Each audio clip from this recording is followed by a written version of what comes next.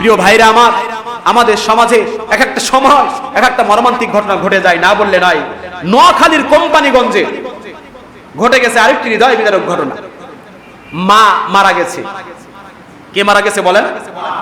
আজকেই দেখলাম মা মারা গেছে, মায়ের লাশ রাখা আছে, দুই ছেলে মারামারি করছে দেখলাম সম্পত্তি ভাগাভাগি নিয়ে। 20 ঘন্টা পরে প্রশাসনের মাধ্যমে সমঝোতা হয়ে তারপর দাফন হয়েছে। সম্পত্তি ভাগাভাগি নিয়ে মায়ের লাশটা পর্যন্ত দাফন করতে দিচ্ছে না, নিজের সন্তান, নিজে পেটে বহন করা সন্তান। আপন কাকে বলবেন? আপন কাকে বলবেন? সন্তান কি আপন? এই আওয়াজ জোরে দেন না কেন? আপন সন্তান আপনার আমার কোনো কাজে লাগবে? দিন শেষে আপনি আমি একাই। আল্লাহ তাআলা এটাই বুঝিয়েছেন, তুমি একাই, তুমি একাই গিয়েছো, একাই তোমাকে আমার কাছে ফিরে আসতে হবে। আজকে মা, যে মা সন্তানের জন্য এত কষ্ট করে, কি কষ্ট করেছে মা। আপনি আপনার স্ত্রীর দিকে একটু তাকান। আপনার সন্তান ছোট্ট বাচ্চা, এই যে আমার তো একটা বাচ্চা আছে, প্রতিটা সেকেন্ড তার পিছনে মা সময় দিচ্ছে, প্রতিটা সেকেন্ড। এত অতিষ্ঠ করে, এতটা চঞ্চল, তার সাথে সব সময় থাকতে হয়। তাহলে আপনার আমার জন্য আপনার আমার মা এরকম কষ্ট করেছে বলেন? রাত্রে দুধ পান করাচ্ছে, ঘুমাতে পারছে না মা, কি ঠিক কিনা বলেন? 9 মাস, 9.5 মাস পেটে বহন করেছি, খাইতে পারেনি, ঘুমাতে পারেনি, শুতে পারেনি, ঠিক কিনা বলেন? কত কষ্ট করেছে, 2.5 বছর 2 বছর দুধ পান করিয়েছে। এত কষ্ট করার পরে আজকে সন্তানরা সামান্য সম্পত্তির লোভে, 2 সন্তান, সন্তানের হিসাব যথাযথভাবে ভাগ বাটোয়ারা না হওয়া পর্যন্ত মায়ের লাশটা টেনে ধরে রেখেছে। যতক্ষণ পর্যন্ত এটার হিসাব না পাবে ততক্ষণ পর্যন্ত মায়ের লাশ দাফন করতে দেবে না। 2 সন্তান মারামারি করছে, লোকজন ঠেকাচ্ছে। তারপরে প্রশাসন এসে সমাধান করে 20 ঘন্টা পরে দাফন কাজ সম্পন্ন করা হয়েছে। কি বড় আফসোসের কথা না? যে সন্তানের জন্য আপনারা আমার জীবন যৌবন সব শেষ করছি, যে সন্তানদের জন্য এত কষ্ট আপনি আমি করছি, সেই সন্তান আপনার আমার এমন একটা সময় আসবে কোনো কাজে লাগবে না। মা কত কষ্ট করেছে, বাবা কত কষ্ট করেছে, তারপরেও সেই মা বাবাকে সন্তান যদি মারা যাওয়ার পরেও যদি তার লাশটা টেনে ধরে, ও ভাইরা, আল্লাহ তাআলাকে ভুলে যে আপনি কোন দিকে দৌড়াচ্ছেন, কাদের জন্য আপনি ইনকাম করছেন, কাদের জন্য অনেক টাকার পাহাড় গড়তেছেন, যাদের জন্য করছেন সব রেখে আপনি চলে যাবেন, তারাই ভোগ করবে। আপনার আমার সামান্য খোঁজটা নেওয়ারও সুযোগ তারা পাবে না। কথা বলেন ঠিক কিনা? আমাদের দেশে এমন ঘটনা ঘটেছে, মা মারা গেছে, হাসপাতালে লাশ, সন্তান ওই লাশটা গ্রহণ করার মতো সময় নাই। বাবা মারা গেছে, সন্তান বিদেশে, সময় নাই। বাবা মারা গেছে, সন্তান বড় ইঞ্জিনিয়ার, তার বাবার লাশ দাফন করুন সময় নাই। এরকম সন্তান আমাদের সমাজে আছে না নাই? এরকম সন্তান আছে, বাবাকে গালি দেয়, মাকে গালি দেয়, মাকে ছোট করে, মাকে খেতে দেয় না, পড়তে দেয় না। এরকম সন্তান আছে না নাই? অথচ আল্লাহ তাআলা বলেন, খবরদার, খবরদার, তোমার বাবা মাকে তুমি গালি দিও না। বাবা মাকে গালি দেওয়া এটা হারাম। বাবা মাকে যারা গালি দেয় তাদের ভাগ্য তারা শেষ করে ফেললো। আপনি বাবা মাকে অপমান করলেন, ছোট করলেন, লাঞ্ছনা করলেন, বঞ্চনা করলেন, আপনি আপনার ভাগ্য, আপনি আপনার তাকদীরকে শেষ করে ফেলছেন। আল্লাহ তাআলা বলেন, ইম্মা ইয়াবলুগান্না ইনদাকাল কিবারা আহাদুহুমা আও কিলাহুমা ফালা তাকুল লাহুমা উফফিন ওয়ালা তানহারহুমা ওয়া কুল লাহুমা কাওলান কারীমা। আল্লাহ তাআলা বলেন, তোমার বাবা মা যখন বৃদ্ধ, বার্ধক্য উপনীত হয়, বৃদ্ধ বৃদ্ধা হয়ে যায়, তখন তোমার খরচটা বাবা মায়ের জন্য তুমি করো। তোমার বাবা মার জন্য তোমার রহমতের ডানা ফেলে দাও। তাদের সাথে কর্কশ স্বরে কথা বলো না, তাদেরকে গালি দিও না। ওয়াকুল্লাহুমা উফফিউ, তাদের ব্যাপারে উফ শব্দটা ব্যবহার করো না, তাদের সাথে নরম স্বরে কথা বলো। বলুন সুবহানাল্লাহ। আর তাদের জন্য কি করো?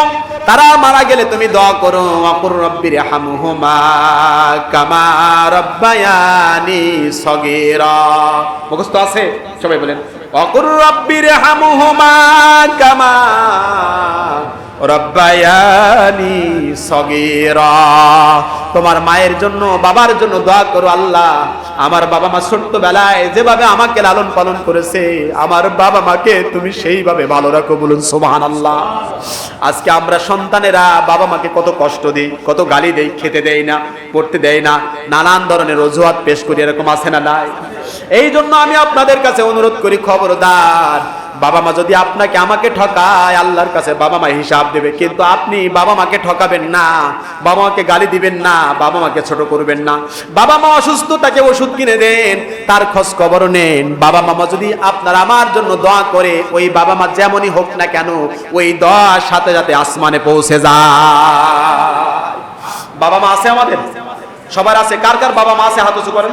বাবা মা আছে সব, এতগুলো মানুষের আমার বাবা মা আছে, আব্বা আম্মা দুইজন আছে। আব্বা আম্মা নেই কার কার হাত উঁচু করেন। বাবা মা নেই দুইজন, কারণ নেই। এতগুলো মানুষের বাবা মা নেই, হাত নামা। মা নেই কার হাত উঁচু করেন? শুধু মা, এই যে একজন আছে, মা নেই। বাবা নেই কার হাত উঁচু করেন? দেখেন, বাবা মা নেই। বাবা মায়ের কথা কি একটু মনে পড়ে? যাদের নেই বাবা মা, বাবা মার কথা কি একটু মনে পড়ে? মাগো তোমার মতো লয় না কেহ, আমায় বুকে টানি,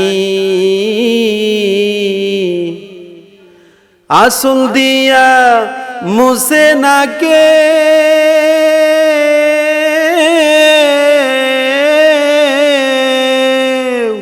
আসল দিয়া মুছে না কেউ আমার চোখের পানি। হায়রে মা জননী আমার, হায়রে মা জননী, সইলা গেলে কোন অজানায় আমায় নিলা না, পথে পইড়া কান্দি আমি পাইনা ঠিকানা, সইলা গেলা কোন অজানায় আমায় নিলা না, পথে পইড়া কান্দি আমি পাইনা ঠিকানা। তুমিও নাই বাবাও নাই,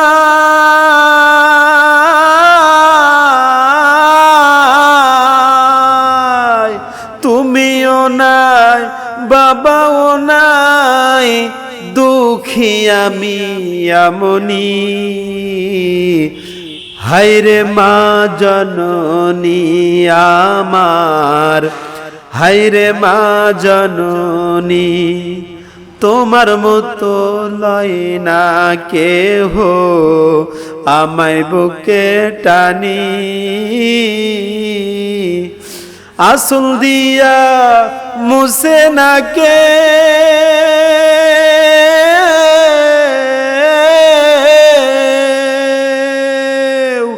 আসল দিয়া মুছে না কেউ আমার চোখের পানি।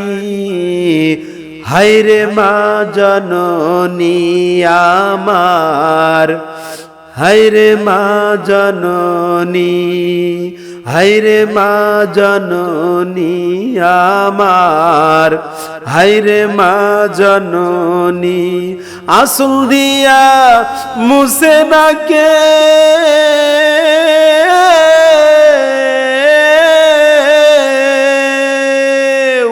আসল দিয়া মুছে না কেউ আমার চোখের পানি। হায়রে মা জননী আমার, হায়রে মা জননী। কিন্তু আওয়াজটা একটু আসতে দিচ্ছেন কেন? একটু মনে পড়ে? পড়ে মনে, একটু মনে পড়ে?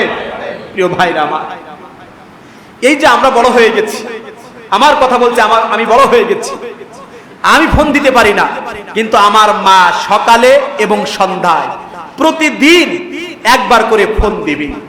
কেন দিচ্ছি? আমি তো দিচ্ছি না, তার টানে দিচ্ছি। এই নিয়ামত আমরা যারা হারিয়ে ফেলেছি, এই নিয়ামত কি আর কখনো পাওয়া যাবে?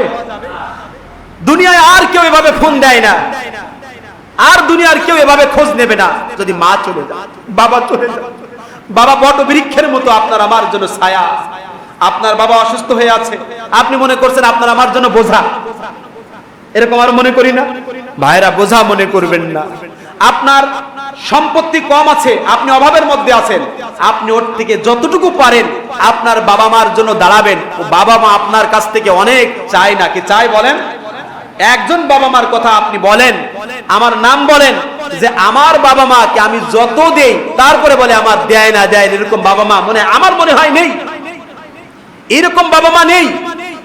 সন্তান দিলে আরো বলে তুমি এত খরচ করছো কেন? এটাই হচ্ছে বাবা মার খাসলাত, এটাই হলো বাবা মার বৈশিষ্ট্য, ঠিক কি না? এই জন্য প্রিয় ভাইরা, বাবা মাকে কষ্ট দিবেন না, কি রাজি আছেন? যাদের এই নিয়ামত বেঁচে আছে তাদের খোঁজ খবর নিবেন, সবাই সবাই নিবেন।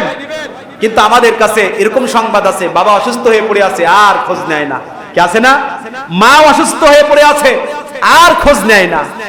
ভাইরা, আপনি অসুস্থ হয়ে পড়বেন, আপনার বাবা আপনার জন্য কাঁদবে, আপনার মা আপনার জন্য কাঁদবে। দুনিয়ার সবাই কাঁদলে যে উপকার হবে তার চাইতে হাজার কোটি কোটি উপকার হবে আপনার মা বাবা যদি আপনার জন্য একটু চোখের পানি ছাড়ে, সেই দোয়া সাথে সাথে আল্লাহর আরশে ধাক্কা মেরে দেয়। এই জন্য এই বাবা মাকে কি কষ্ট দেওয়া যাবে? কি কথা বলেন? হ্যাঁ, কষ্ট দিবেন? প্রিয় ভাইরা, বাবা মাকে কষ্ট দিবেন না। রব্বুল আলামিন যেন বাবা মার খেদমত করার তৌফিক যেন আল্লাহ তাআলা আমাদের দান করেন, বলুন আমিন। ওয়া আখিরি দাওয়ানা আলহামদুলিল্লাহি রাব্বিল আলামিন। সকলে